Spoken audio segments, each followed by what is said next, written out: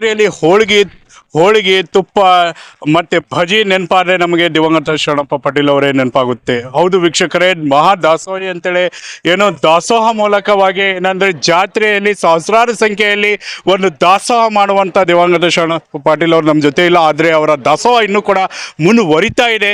ಹಾಗಾದ್ರೆ ಬನ್ನಿ ನಮ್ಮ ಜೊತೆ ಹುಮ್ನಾಬಾದ್ನ ಶಾಸಕರಿದ್ದಾರೆ, ಅದರ ಕುರಿತಾಗಿ ಏನ್ ಹೇಳ್ತಾರೆ.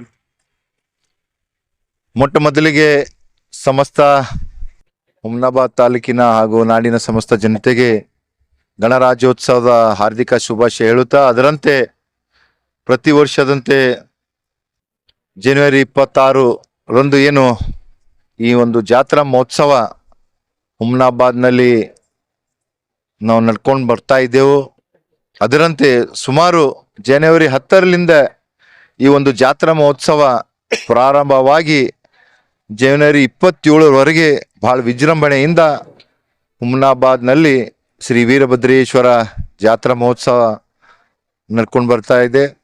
ಅದರಂತೆ ಇವತ್ತು ಬಂದಂಥ ಭಕ್ತಾದಿಗಳಿಗೆ ಊಟದ ವ್ಯವಸ್ಥೆಗಾಗಿ ಏನು ನಮ್ಮ ಸೋದರಾದಂಥ ದಿವಂಗತ ಶರಣಪ್ಪ ಪಾಟೀಲವರು ಮೊಟ್ಟ ಮೊದಲಿಗೆ ಹುಮ್ನಾಬಾದ್ನಲ್ಲಿ ಈ ದಾಸೋಹವನ್ನು ಪ್ರಾರಂಭ ಮಾಡಿದ್ರು.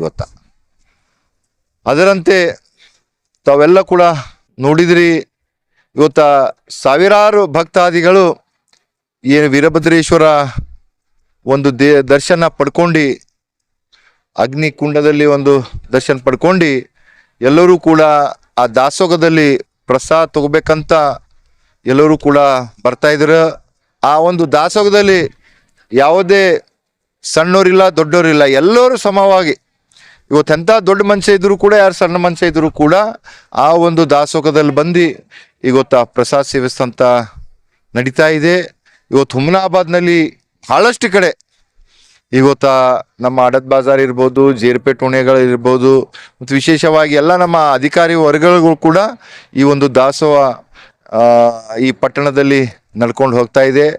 ಅದರಂತೆ ಏನಿವತ್ತು ಸೋದರ ಅಂತ ಶರಣಪ್ಪ ಪಾಟೀಲವರು ಇದ್ದಾಗ ಈ ದಾಸೋಹ ಇವತ್ತು ತರದ ಒಂದು ಅಡಿಗೆ, ಇವತ್ತು ಹೋಳಿಗೆ ಇರ್ಬೋದು, ಹುಗ್ಗಿ ಇರ್ಬೋದು, ಭಜ, ಹಪ್ಪಳ, ರೊಟ್ಟಿ, ಭಜ್ಜಿ ಏನಿವತ್ತು ಅವರು ಮಾಡ್ಕೊಂಡು ಬರ್ತಿದ್ರು. ಅದರಂತೆ ಇವತ್ತು ನಾವು ಸೋದರರು ನಮ್ಮ ಎಲ್ಲ ಮಕ್ಕಳು ಕೂಡ ಅವರ ಒಂದು ನೆನಪಿಗಾಗಿ ಈ ಒಂದು ದಾಸೋಹ ಹಂಗೆ ಮುಂದುವರ್ಸ್ಕೊಂಡು ಹೋಗ್ತಾ ಇದ್ದೆವು. ನಮಗೆ ಇನ್ನ ಒಂದೇ ಇಷ್ಟೇ ಕೇಳೋದು ಆ ಭಗವಂತ ಹತ್ರ, ಇದೇ ಸೇವೆ ಮಾಡ್ಲಕ್ಕ ಆ ಭಗವಂತ ವೀರಭದ್ರ ನಮಗೆ ಶಕ್ತಿ ಕೊಡ್ಲಿ. ಇಲ್ಲಿ ಬಂದಂಥ ಭಕ್ತಾದಿಗಳಿಗೆ ಹಾಗೂ ಕ್ಷೇತ್ರದ ಮಹಾಜನತೆಗೆ ನಾವು ಸೇವೆ ಮಾಡ್ಲಕ್ಕ ಸದಾ ಸಿದ್ಧಿದ್ದೆವು. ಆ ಭಗವಂತ ನಮ್ಗೆ ಶಕ್ತಿ ಕೊಡ್ಲಂತ ನಾನು ಕನಸುತ್ತೇನೆ. ಧನ್ಯವಾದ. ಒಂದು ಮಹಾರಥೋತ್ಸವ ಕಾರ್ಯಕ್ರಮ ಇದೆ, ಯಾವ ಟೈಮಿಂಗ್ ಇರುತ್ತೆ, ಏನೆಲ್ಲ ಇರುತ್ತೆ? ಈಗಾಗಲೇ ಮೊನ್ನೆ ಏನು ನಮ್ಮ ದಿವ್ಯ ಸಾನ್ನಿಧ್ಯ ಗಂಗಾಧರ ಮಹಾಸ್ವಾಮಿಗಳ ಒಂದು ಮಠದಲ್ಲಿ ಏನು ಹಿರೇಮಠ ಮಠದಲ್ಲಿ ಒಂದು ಮೀಟಿಂಗ್ ಮಾಡಿದಾಗ 26ರಂದು ಬೆಳಗ್ಗೆ 6 ಗಂಟೆಗೆ ಅಗ್ನಿಕುಂಡ ಪ್ರವೇಶ ಹಾಗೂ 27ರಂದು ಬೆಳಗ್ಗೆ 5:05ವರೆಗೆ ರಥ ಎಳೆಯುವಂಥ ಕಾರ್ಯ ಇವತ್ತ ನಮ್ಮ ಗಂಗಾಧರ ಶ್ರೀಗಳು ಮತ್ತು ಎಲ್ಲ ರಾಜಕೀಯ ಮುಖಂಡಗಳಿರ್ಬೋದು, ಏನು ವೀರಭದ್ರೇಶ್ವರ ಕಮಿಟಿಯ ಅಧ್ಯಕ್ಷರು, ಎಲ್ಲ ಸದಸ್ಯರು ಮತ್ತು ಏನು ಈ ಒಂದು ಜಾತ್ರಾ ಮಹೋತ್ಸವದಲ್ಲಿ ಪಾಲಿಕೆ ಉತ್ಸವದಲ್ಲಿ ಪಾಲ್ಗೊಂಡಂಥ ಎಲ್ಲ ವೀರಭದ್ರೇಶ್ವರ ಭಕ್ತರ ಒಂದು ಇದರಲ್ಲಿ ಮೀಟಿಂಗ್ ಮಾಡಿದಾಗ 27ರಂದು ಬೆಳಗ್ಗೆ 5:05 ಗಂಟೆಗೆ ಈ ರಥ ಎಳೆಯುವಂಥ ಕಾರ್ಯ ನಮ್ಮ ಗಂಗಾಧರ ಮಹಾಸ್ವಾಮಿಗಳ ಒಂದು ಅಮೃತ ಹಸ್ತದಿಂದ ನೆರವೇರಿಸ್ತಾ ಹೋಗ್ತಾ ಇದ್ದೇವೆ. ನಗರದ ಗ್ರಾಮ ದೇವತೆ ಹಾಗೂ ಈ ಭಾಗದ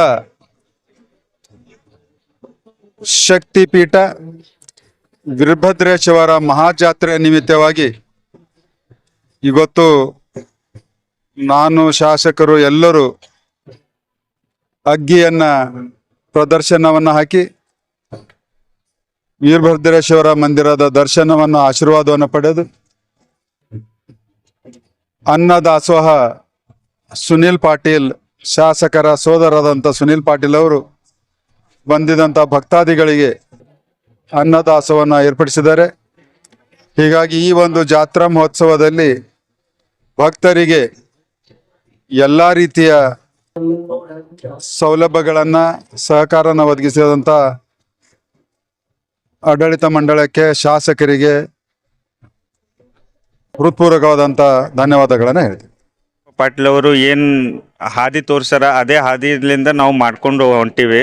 ಅವ್ರೇನು ಅನ್ನ ದಾಸೋಹ ಹೋಳಿಗೆ ತುಪ್ಪ ಮಾಡ್ತಿರೋ ಈಗೂ ನಾವು ಅದೇ ಮಾಡ್ಕೊಂಡು ನಡ್ತೀವಿ. ಎಲ್ಲ ಭಕ್ತಾದಿಗಳಿಗೆ ಇಲ್ಲಿ ಬಂದು ಅನ್ನ ದಾಸೋಹ ಬಂದು ಸೇವೆ ಸಲ್ಲಿಸ್ರಿ, ಯಾರಿಗೆ ಸೇವೆ ಸಲ್ಲಿಸ್ರಿ, ಯಾರಿಗೆ ಊಟ ಮಾಡಿದ ಬಂದು ಪ್ರಸಾದ ಸ್ವೀಕರಿಸ್ರಿ.